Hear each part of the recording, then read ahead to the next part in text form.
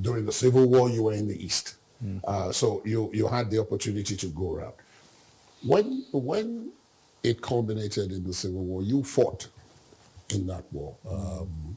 As I said earlier, majorly in the East.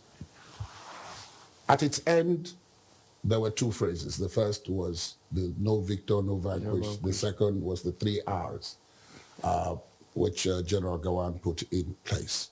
At that point, because again, I could imagine in my head you in a very deep part of the East, waiting for orders, and then General Theophilus Danjuma showing up and saying, look guys, the war is over, we can go home.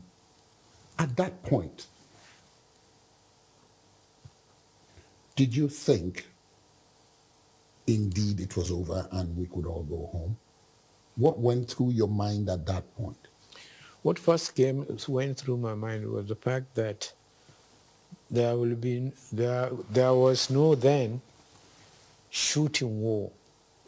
We will not be shooting at each other in the name of Nigeria or Biafra or something like that. We are coming together as Nigerians and we are having one country, Nigeria as our country. That was what was very paramount enough. And the leadership also believed in that, so they came out with those programs that no vanquish, no conquered, no the 3 R's and so on.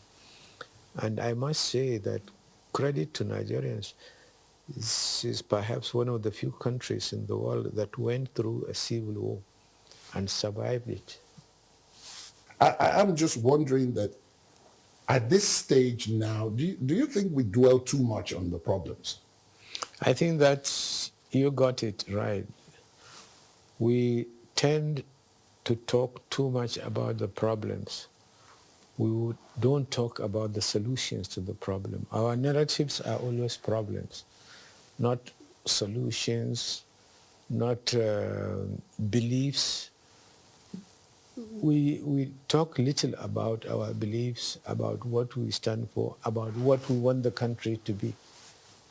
We always talk about the problem of the country and dwell on that problem, which I think should be the next stage. We have a country, we must make it work. There have been some seminal points, and one of the advantages of having the privilege to speak to someone like you is to offer a perspective on those seminal points.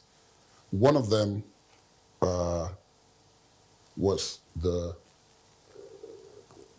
tea riots, which in turn led to the first coup, and then the counter coup, and then the civil war.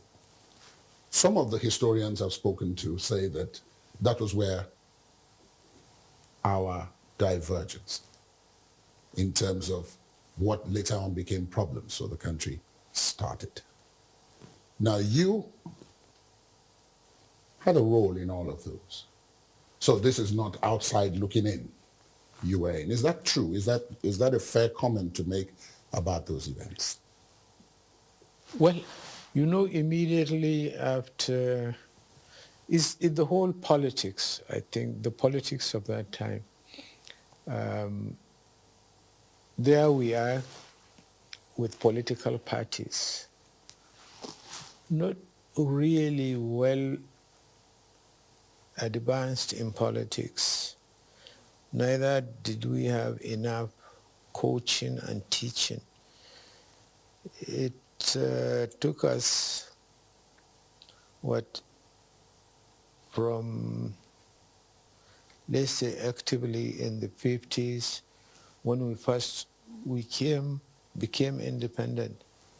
We started with self-governing of the various regions that make up Nigeria. Then suddenly it culminated into independence for the entire country. I think then in the process, the whole political atmosphere then, there are people who wanted to be on their own, others wanted to formation of political parties. We are not very conversant with the whole concept of politics and politicking. That brought about a lot of problems for us in the country. You have political parties that wanted to carve an estate or a region and call it their own and try to harp on that. We didn't develop this concept of a federal government with the states or the regions, autonomous regions and so on. Every region wants to be on its own. So that brought about the lack of stability of the various countries. So in the process of developing that, we got involved in a lot of internal security operations. You mentioned the Tiv riots, the Operation Wetier, and so on. So these are all problems of development at that time. But then, up to the time, it culminated into a military coup. By then, Africa generally,